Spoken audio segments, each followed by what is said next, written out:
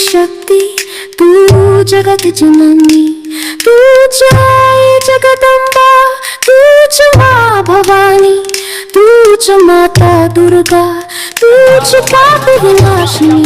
माँ दुर्गे, माँ दुर्गे, माँ दुर्गे। नव दुर्गा, नव दुर्गा, नव दुर्गा। तू वैद्या जीवदायिनी, तू रक्षक वरदी धारिणी, तू अधिवक्ता न्यायदायिनी, तू अभियंता निर्मायिनी, तू समझ सेवी करुणमयी, तू राजनीति ज्ञा, तू गुरु विद्यादायिनी, तूच माता, तूच गृहिणी, माँ भवानी। माँ दुर्गे, माँ दुर्गे, नव दुर्गे, नव दुर्गे।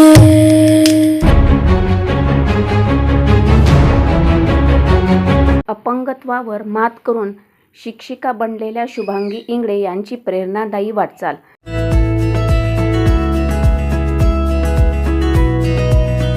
जागतिक महिला दिनानिमित्त अनेक कर्तृत्ववान महिलांचा सन्मान केला जात असताना गाडगेनगर येथील शुभांगी इंगळे यांची जिद्द आणि संघर्ष प्रेरणादायी ठरते। दोन्ही हातांनी आणि पायांनी अपंग असतानाही त्यांनी शिक्षण पूर्ण करून आज समाजासमोर एक आदर्श उभा केला आहे।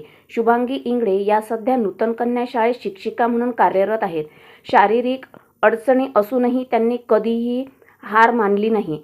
आपल्या मेहनत, जिद्द आणि आत्मविश्वासाच्या बळावर त्यांनी शिक्षण पूर्ण केले आणि शिक्षण पूर्ण करून शिक्षक म्हणून उभ्या राहिल्या।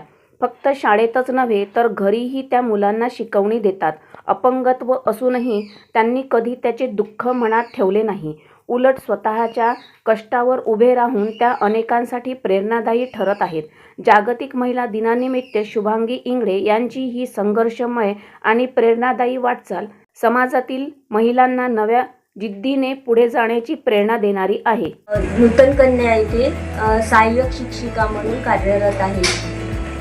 तर माझं जे सर्वात पहिले तर मी महिला दिनाच्या सर्वांना शुभेच्छा देते। आज प्रत्येक क्षेत्रामध्ये महिला ह्या कार्यरत आहेत आणि मोठ्या म्हणजे राष्ट्रपतीपासून प्रत्येक पदावर आज महिला कार्यरत आहेत। तर पण कधी कधी काय असते की जीवनामध्ये अशा समस्या येतात की त्याच्यामुळे आपण इच्छा असूनही काही करू शकत नाही। म्हणून मग म्हणजे माझ्या बाबतीतलं सांगायचं झालं तर मी जन्माला चांगली आली होती, परंतु काही वर्षानंतर ॲक्सिडेंटली त्यामध्ये माझे पाय आणि हात दोन्ही पण अपंग झाले आहे आणि खूप अशा समस्यांना मला सामोरे जावं लागत होतं। मी जिद्दीने शिक्षण घेतलं। राठी शाळा गणेशदास राठी येथे मी शिक्षण घेतलं। तिथे सुद्धा मला जे शिक्षक मिळाले त्यांनी मला प्रोत्साहन केलं आणि एक आवड होती अभ्यासाची, जिद्द पकडली। माझे मित्रमैत्रिणी चांगले होते, त्यांनी पण मला भरपूर सपोर्ट केला आणि परंतु माझ्या जीवनात असं होतं जरी सपोर्ट मिळत होता तरी पण काही जे पेपर वगैरे लिहायचे होते ते माझे पूर्ण लिहून होत नव्हते आणि मग परंतु मी तरी पण मी हार मानली नाही आणि प्रत्येक वेळेस मार्क्स चांगले मिळत गेले आणि एक मला पण वाटायला लागलं मग की नाही मी अजून शिक्षण घेऊ शकते आणि मी त्या जिद्दीवर शिक्षण घेतलं आणि आज मी अमरावती येथेच नूतन कन्या येथे सहाय्यक शिक्षिका म्हणून कार्यरत आहे। मी जेव्हा शाळेत नोकरीला लागले तेव्हा मला असं जाणवायला लागलं की माझ्या शाळेमध्ये बरेचसे विद्यार्थी गरीब होते। मला असं आणि मला पण घरी भरपूर वेळ मिळत होता। मग मला असं वाटायचं की आपले विद्यार्थी आपलं बरंचसं काम करतात, मला मदत करायचे। बॅग लॉक वगैरे उघडून द्यायचे, बॅग ठेवून द्यायचे, पुस्तकं पकडायचे। तर मला याचं त्यांच्याबद्दल जिव्हाळा निर्माण झाला आणि असं वाटत होतं की आपणही यांच्यासाठी काही करायला पाहिजे। म्हणून मग मी त्यांना म्हणायची की तुम्ही जर येऊ शकत असाल घरी तर तुम्ही या। मी तर त्यांना एक शिकवण्याचं कामच केलं, परंतु आज एक तो म्हणजे एक माझ्या जीवनामध्ये एक अशी गोष्ट असते आपल्याला की काहीतरी आपण आनंद शोधत असतो आणि तो आनंद मला त्या विद्यार्थ्यांमधून मिळायला लागला आणि मी त्यांच्यामध्ये खूप इन्व्हॉल्व होत गेले आणि आज बरेचसे विद्यार्थी खूप जिद्दीने अभ्यास करून 90च्या वर त्यांनी मार्क्स मिळवले आहे. काही नोकरीला लागले आहे आणि माझ्या पहिल्या म्हणजे बरेचसे विद्यार्थी कंपनीमध्ये सुद्धा लागलेले आहेत.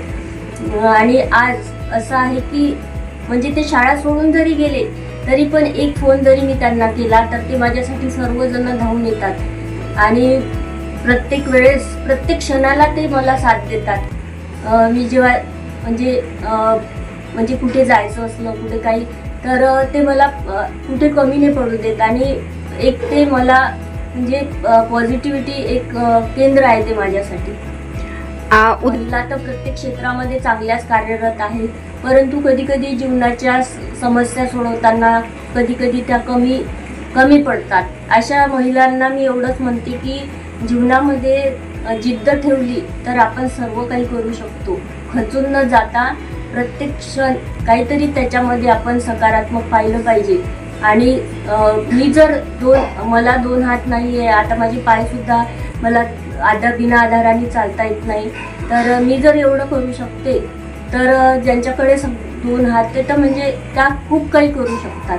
बस एवढंच मला बोलायचं आहे की तुमचा दृष्टिकोन हा नेहमी सकारात्मक ठेवा. ताज्या घडामोडी आणि आपल्या शहरातील बातम्या बघण्यासाठी नंबर 1 न्यूज चॅनलला सबस्क्राईब करा, शेअर करा, आपल्या प्रतिक्रिया कॉमेंट बॉक्समध्ये द्या.